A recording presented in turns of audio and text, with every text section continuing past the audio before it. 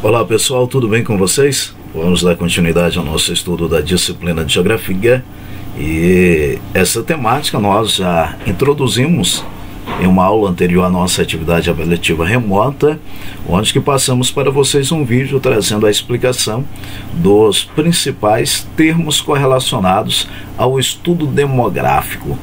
Estudo demográfico, demo, povo, gráfico, escrita. E essa escrita pode estar correlacionada à questão do censo, ao estudo das diversidades linguísticas, religiosas, assim como também desigualdades econômicas. Então, a demografia brasileira passa a estar correlacionada ao estudo escrito do povo brasileiro em si. E aí, nós tivemos na aula introdutória a explicação de alguns termos correlacionados à população absoluta, população relativa, crescimento vegetativo, taxa de mortalidade. E aqui o nosso livro ele é bem claro, bem explicativo, e nesse período de pandemia, nobres corações, estudem, leiam bastante. Vocês não perderão nada por dedicarem um período, um tempo de vocês para a leitura. E aí, passamos para vocês a página 7, como atividade, e aqui bem lentamente passando e mostrando para vocês, para nós já aproveitarmos e fazermos a correção desta atividade. Número de habitantes por quilômetro quadrado. Números de habitantes por quilômetro quadrado. População relativa ou densidade demográfica. E aqui eu tenho, densidade demográfica. Pronto, já encontrei a palavrinha. Taxa que indica quantas pessoas nascem no período de um ano em relação à população total de um local. Quantidade de pessoas que nascem. Aí nós teremos natalidade. Depois vem taxa que indica quantas pessoas morrem no período de um ano em relação à população. E aqui também está bem clarinho, mortalidade. E aparece por último, média de número de filhos de uma mulher em idade fértil, de 15 a 45 anos em média. Por quê? Vamos fazer um link com as ciências. O ano que vem, o 8º ano, vocês estarão estudando a ciência aí, basicamente o corpo humano. Duas palavrinhas são fundamentais para as meninas: menarca e monarca. Menopausa, desculpe, menarca e menopausa. Quando falamos de menarca, o que quer dizer? Primeira menstruação. E aí menopausa, o fim da menstruação. Por isso que a taxa de filhos por mulher, nós temos a faixa etária analisada de 15 a 45. Período em que inicia a menstruação, período que termina a menstruação. Esse período nós chamamos período aí, quantidade de filhos, período que pode desenvolver aí a fecundação, ou a mulher poderá ser mãe. Então, respondida a nossa primeira questão, aí vem lá para a segunda questão. Analise o gráfico a seguir. Brasil, taxa de crescimento populacional, 1940 a 2040. Lembrando aí que passa a ser previsão. E o gráfico, ele foi acessado em 2019, porém um gráfico lá de 2010, gráfico 2010. Então, dados que nós temos específicos claros até 2010. Depois de 2010, passa a ser previsão. Então vamos lá, 1940 a 1950, a população cresceu até 60, houve a explosão demográfica e depois, passo a passo, ela começou a ter uma diminuição específica. E aí 2010, o que nós veremos? A possibilidade de diminuir será maior. Olhei para o gráfico, analisei o gráfico, então vamos lá para a pergunta. Explique a queda no crescimento demográfico brasileiro após a década de 1960. E o nosso livro traz como resposta: o crescimento demográfico brasileiro caiu após a década de 1960, em decorrência das quedas nas taxas de mortalidade e natalidade. Por que diminuiu? Porque diminuiu a mortalidade e assim como também diminui as taxas de natalidade. Não, queda nas taxas de mortalidade e nas taxas de natalidade. E aí, continuando, vem lá. Leia o exceto a seguir. Estudo da ONU aponta que o tamanho das famílias no Brasil está abaixo da média mundial. Um estudo do Fundo de População das Nações Unidas, a Agência de Saúde Sexual e Reprodutiva da Organização das Nações Unidas, mostra que a taxa de fecundidade do Brasil em 2018 é de 1,7 filho por mulher. Isto é, está abaixo da média mundial, que é 2,5 filhos por mulher. E aí vem para nós. Aponte 2 elementos que causaram a queda da taxa de fecundidade no Brasil. Primeiro, uso maior de métodos contraceptivos. Então, o uso de medicamentos para evitarem ter filhos. Então, aumentou o uso dos métodos contraceptivos. E, em segundo, a entrada da mulher no mercado de trabalho, adiando a maternidade. Então a mulher começa a trabalhar e ela começa a adiar o que nós chamamos aí de ter filhos. Então são 2 grandes exemplos. Pronto, atividade corrigida. Vamos continuar com o nosso assunto, tendo aí mais aprendizagem correlacionada à questão demográfica brasileira. Aí partimos para características etárias e de gênero da população brasileira. Características etária, idade, gênero.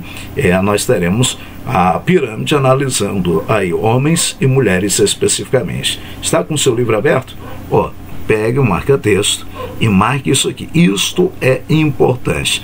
Os jovens são as pessoas com idade entre 0 a 19 anos. Meu caso, 18 anos, eu estou aqui nessa fase. Os jovens são pessoas com idade entre 0 a 19 anos. Não tem um ano ainda completo? Tem até 19 anos, você faz parte dessa faixa etária. A faixa etária é chamada de jovens, pessoas com idade entre 0 a 19 anos. Primeira faixa etária. Já a segunda idade, os adultos, são pessoas com idade entre 20 a 59 anos. Então, de 20 a 59 anos, fase adulta, segunda idade. E a terceira idade, a melhor idade, os idosos, são pessoas acima de 60 anos. 60 anos acima, idade aí correspondente aos idosos. Então, marque isso aí. Jovens, adultos, idosos. 19 anos, jovens. 20 a 59, 9 adultos. 60 acima, idosos. A melhor maneira de analisar a estrutura da população por faixa etária e gênero é a representação em forma de pirâmide. Aí nós iremos observar. Nós temos aqui Brasil, pirâmide etária. 1980, 1990, 2000, 2020, estimativa. Analisem, olha como a pirâmide ela alterou, mudou totalmente. E aqui, em 80, nós tínhamos um modelo mais fracionário, tipo uma pirâmide, lembrando aí a pirâmide do Egito, um link com a história, lembram lá das pirâmides do Egito, as 3 grandes pirâmides? Seria basicamente um modelo mais específico de pirâmide. E aí, 90, olha que a base de 0 a 4 anos aqui, ela já é menor do que 5 a 9 anos, tanto o sexo masculino como o feminino, tem uma diminuição exclusiva. Ano 2000, vocês também não tinham nascido nesta época, eu venho depois desse ano aqui, 80, e olha que eu tenho uns 18 anos, e aqui nós teremos, olha nos anos 80, 10 até 19 anos é a maior composição da população, então de 10 a 19 anos. No ano 2000, eu estava nessa etapa aqui de 15 a 19. De fato, aqui eu estava com os meus 17 anos de idade, terminando o ensino médio, aquela empolgação, terminou o ensino médio, vem ao vestibular. Então, a minha composição etária era a que possuía o maior número de pessoas no Brasil. Um outro detalhe que a pirâmide vai chamar a nossa atenção, olha os idosos, como eles estão aumentando no decorrer dos anos. O maior número de idosos, então tem aumentado a expectativa de vida da população brasileira. Ano 2020, O ano que nós estamos, aqui era estimativa, no período da realização da tabela, aí nós iremos observar que a maior parte da faixa etária está aqui dos 30 aos 39 anos. E olhem só que vem um acompanhamento específico. Eu estou nessa faixa etária aqui, ó, 35 a 39 anos, ou 18 anos que já se foi. E aí nós iremos observar que a maior composição da população brasileira está aqui. Olhem só como em 40 anos a pirâmide etária brasileira ela mudou. Isso quer dizer aumento da expectativa de vida, a diminuição da taxa de natalidade, e aquilo que era uma pirâmide perfeita, nós temos aqui basicamente um formato de uma muralha, de um muro, linha reta, um modelo a ser comparado por nós. E aí, página seguinte, página 10, nós teremos um zoom específico para mostrar para nós. Segundo o IBGE, um indivíduo só é considerado em idade ativa se tiver 15 ou mais anos de idade, que seria idade ativa, população correspondente aí à idade ativa, população economicamente ativa. Então, de 15 anos acima que esteja trabalhando. Então, nós temos aí uma análise da população que exerce uma atividade profissional. Enquanto a pessoa não trabalha, ela passa a fazer parte de uma população economicamente inativa. Isso quer dizer que não exerce nenhuma função. E aqui abaixo nós temos a descrição das duas. Então, nós temos a população econômica ativa, população com potencial produtivo, ocupado e desocupado, de 15 a 60 anos de idade. População não economicamente ativa, composta de todos os indivíduos aí que não estejam basicamente desenvolvendo atividade, que não faz parte da população economicamente ativa. Então são termos fundamentais também para a nossa análise. E lembrando que no próximo capítulo ela voltará, onde que nós estaremos estudando a respeito da economia do Brasil. E quando falar economia, toda a produção e comercialização de bens, produtos, materiais, cadeira, mesa, caneta e serviço. Por exemplo, o médico no exercício da sua profissão. E vem lá a palavrinha expectativa de vida, longevidade, correlacionada lá no estudo da pirâmide, que passa a ser o número médio de anos que a população de um país pode esperar viver, caso sejam mantidas as condições de vida vivenciadas no momento do nascimento. É também chamada de esperança de vida. Então aí nós temos os termos ainda importantes para a compreensão dessa análise demográfica no Brasil. Vamos dar mais uma parada? E aí, página 12, responda no livro de vocês. Página 13, responda no livrinho de vocês. E aí, continuando, nós temos distribuição geográfica da população brasileira. Olha lá, países populosos, países povoados. E aqui nós temos países mais populosos do mundo. A China. A China só tem 1.389.618.778 habitantes. Só 1 bilhão. Índia, 1.311 milhões. E aí vai. Depois aparece Estados Unidos em terceiro lugar, Indonésia, aparece aí basicamente em quarto lugar, Paquistão nos passou, chegando aí ao quinto lugar, e Brasil caiu para o sexto lugar. Então a sexta população com maior dimensão de número de habitantes no mundo passa a ser o Brasil. Perdemos em 2019 para o Paquistão. E aí vem lá o zoom. País populoso, países com as maiores populações absolutas do mundo. E países povoados, países com as maiores densidades demográficas do mundo. E aí vem para nós o mapa do Brasil, densidade demográfica, distribuição da população brasileira no que corresponde aí aos habitantes. E aqui nós temos, olhem essas partes mais escuras, abrangendo o litoral, partindo lá de Belém, e aí nós temos até o sul do Brasil, e sempre ao litoral.